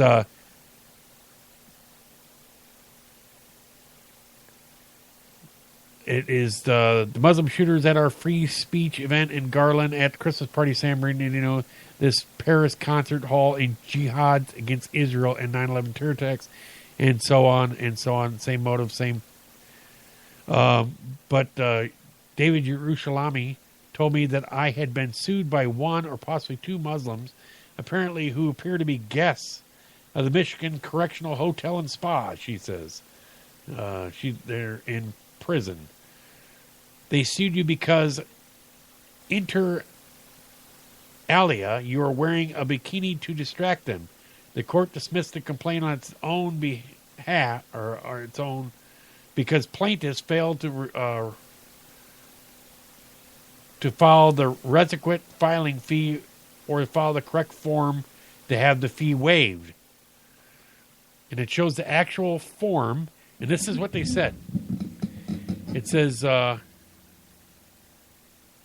Rick Tockett Mohammed, Wade Albright, plaintiffs. And it says, habeas corpus relief under 28 U.S.C. 2241.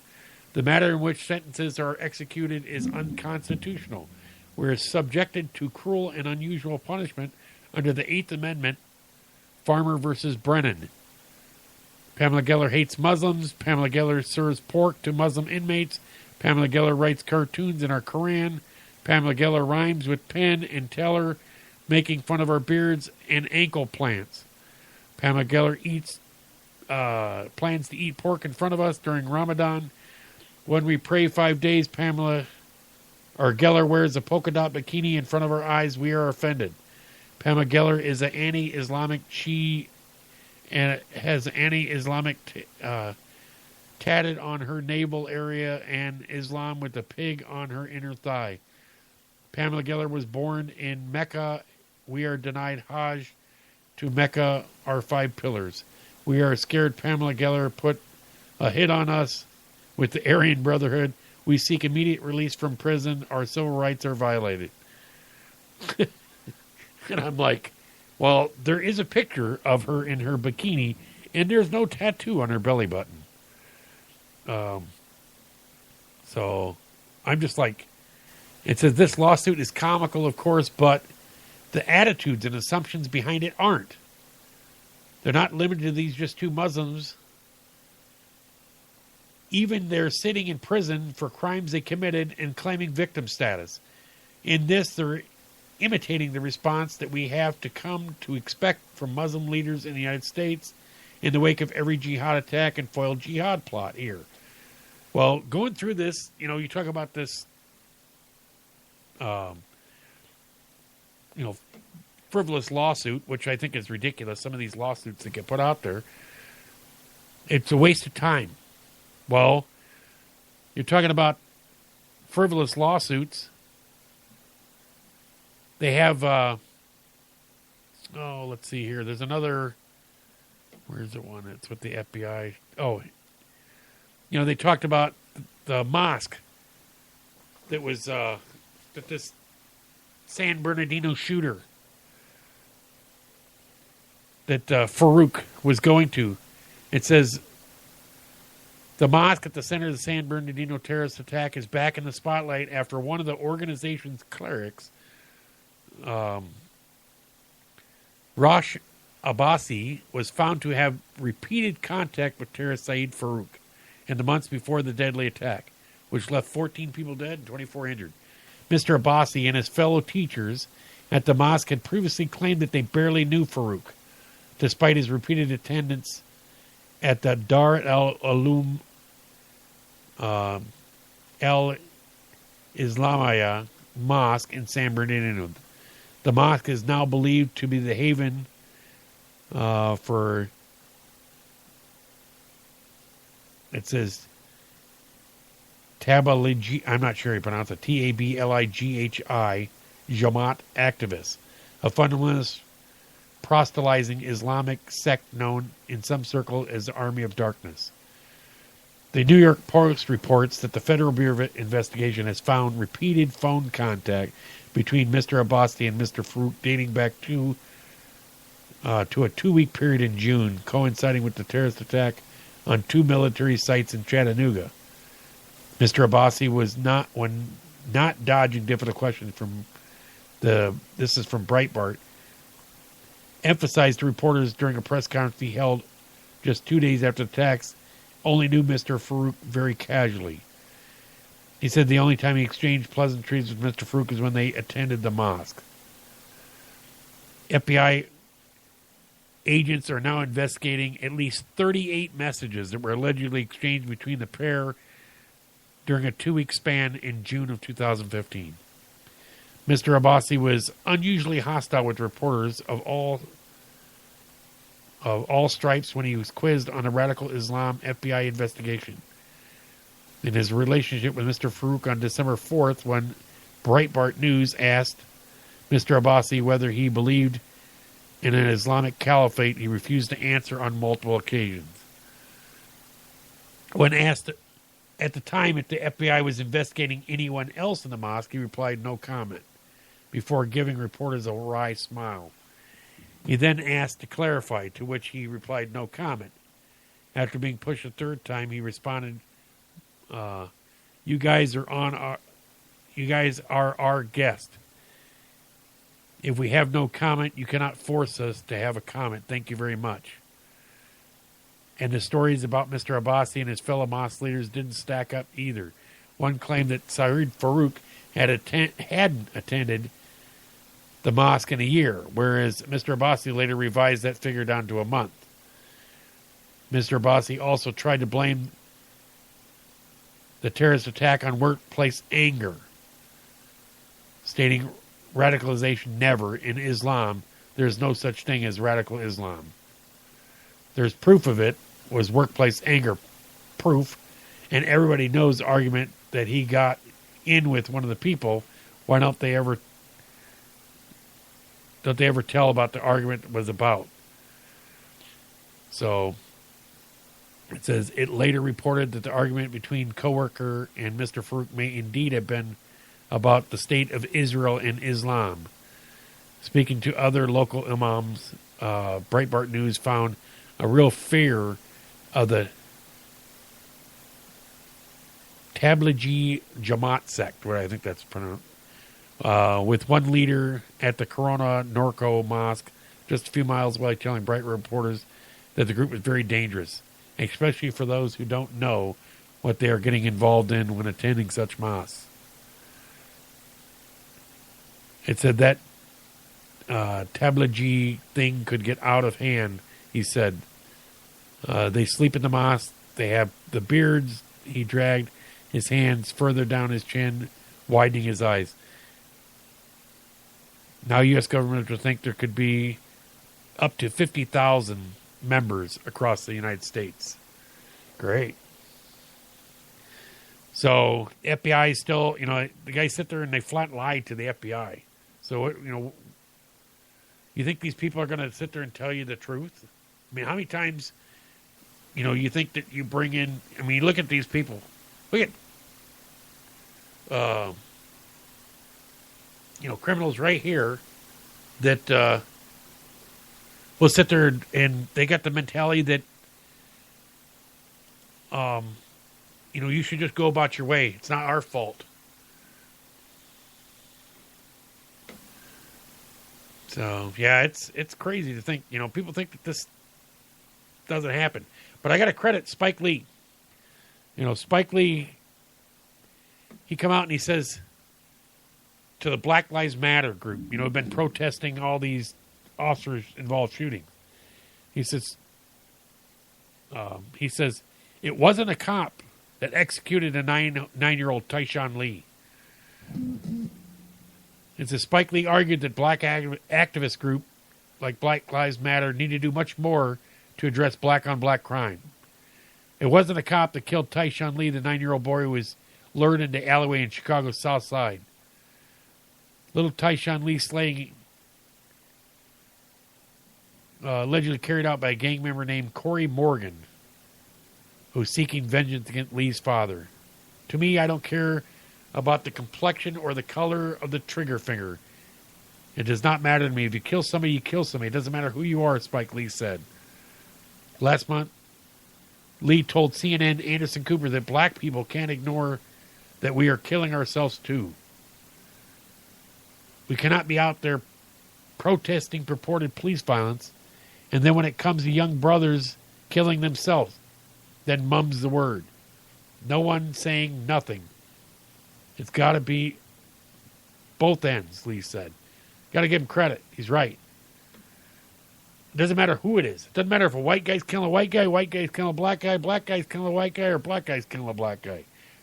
Or any color. It doesn't matter. We need to stop the violence. Taking guns away is going to stop the violence. Taking guns away from people that can legitimately defend themselves does not stop this violence. It's got to be brought up to how they got to feel like they have somewhere else to go with, or something that they can actually work to stop the violence. If the guy was able to do is work and get a livable wage at a job that he could handle, then maybe he would not go out and rob. But what are you going to get that mindset to be able to get him to where he can do it? I don't know. I don't know where it's going to. I mean, it doesn't seem like there's anything in our near future that's going to happen. That's going to allow these people to do this. And you think it's going to get better if we bring in 50,000 Syrian refugees? You think that bringing in, that's less money that's going to be able to go out to help people that need help here? I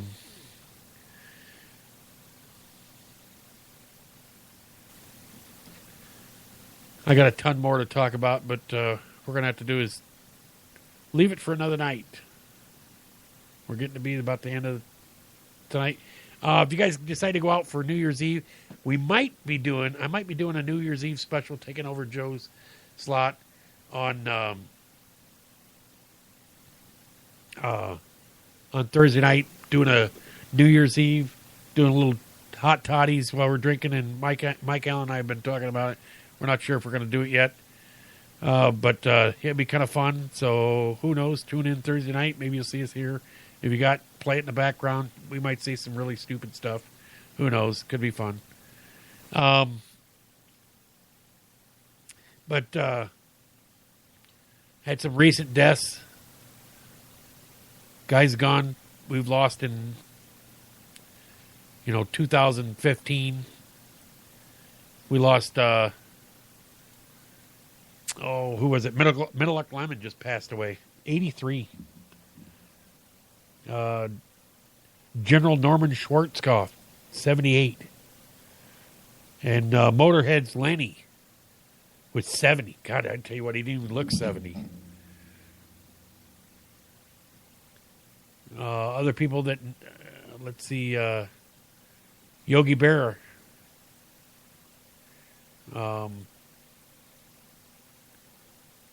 B.B. King. You look at Mario Cuomo, 82. B.B. King was 89. Yogi Berra was 90. Leonard Nimoy, 83.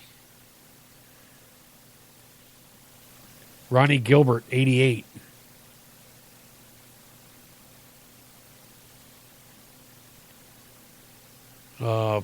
Pinky Kravitz, 88.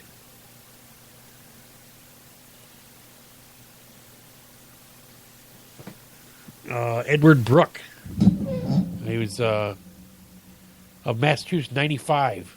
1966 became the first African American elected to U.S. Senate. Bess Myerson, 90, was the first lady and only Jewish Miss America, 1945.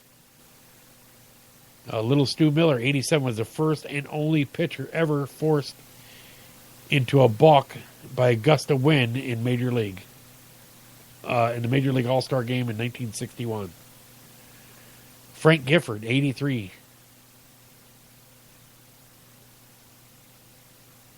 Jim Wright, former Speaker of the House, 92. Fred Thompson, 73. Was a key Watergate Committee staffer. All, you've seen him in tons and tons of commercials. He was always in the refinance or whatever it was.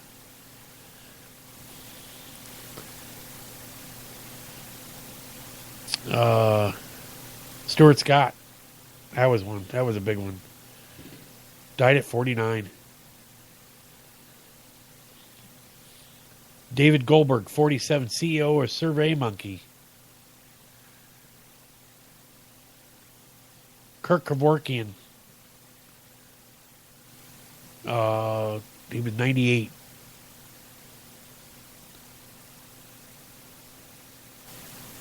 Rodney Hot Rod Hundley, 80. He was a shameless showboater on the basketball court at West Virginia University and at microphone as an NBA broadcaster. Kenny the Snake Stabler, 69.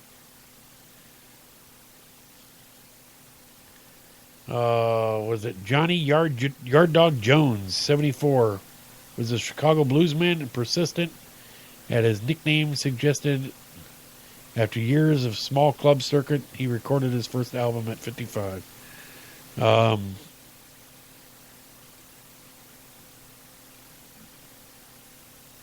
Jane Meadows, 95. She was married to Steve Allen.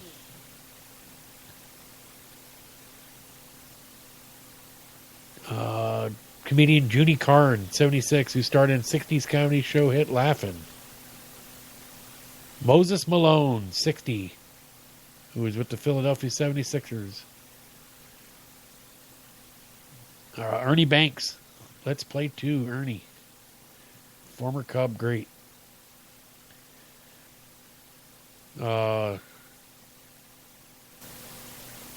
Dean Smith and Jerry Tarkanian, who died 4 days apart. Smith was 83 and Jerry Tarkanian was 84. Always sucking on that towel, Jerry Tarkanian.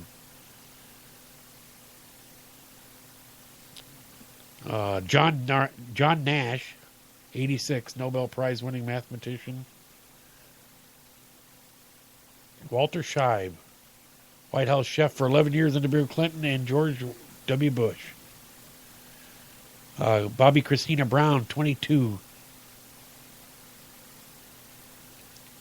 Sawyer Sweeten, 19, who played one of Ray Romano's young twin sons on TV comedy series. Everybody loves Raymond. Amanda Peterson, 43-year-old actress. Best known for a role in 1987 comedy Can't Buy Me Love.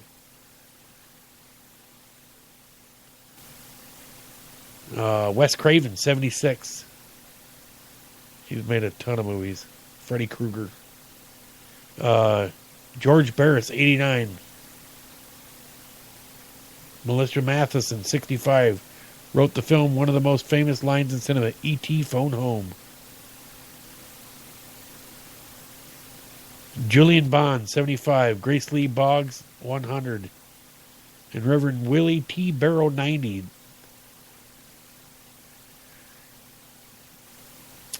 You look at... trying to think of any other ones there that stand out really big. Jackie Collins, 77. Boy, she was in a ton of daytime shows, whatever. Yeah, it's amazing. The list grows. Well, everybody, if you're going to go out on New Year's, make sure you be safe. Get a designated driver. Don't go stupid. If not, listen to, tune in, listen to us. It'll probably come on about, I'd say, 10 o'clock Central Time, so it'll be 10 to midnight, so that means it'd be an hour New Year's. We'd an hour for New Year's to kick in for the East Coast, and an hour for after that, a New Year's to kick in for the Midwest. So, probably about 10 o'clock if we decide to do it. So, tune in. We'd love to have you. If not, everybody have a great, safe New Year's. And we'll talk about New Year's resolutions once we get on the other side. So everybody, have a great night, safe week, and we'll see you when we see you.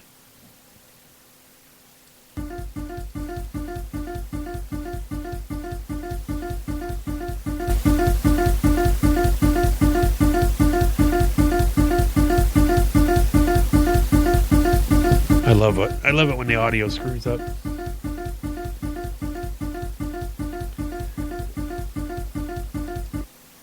There we go.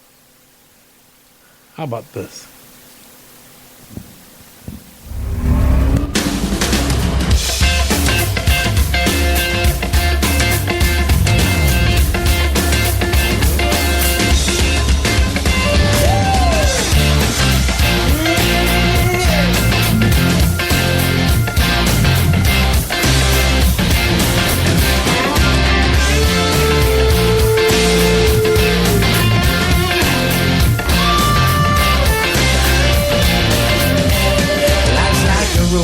Travel on, there's one day here and the next day gone. Sometimes you bend, sometimes you stand, sometimes you turn your back to the wind. There's a world outside every darkened door.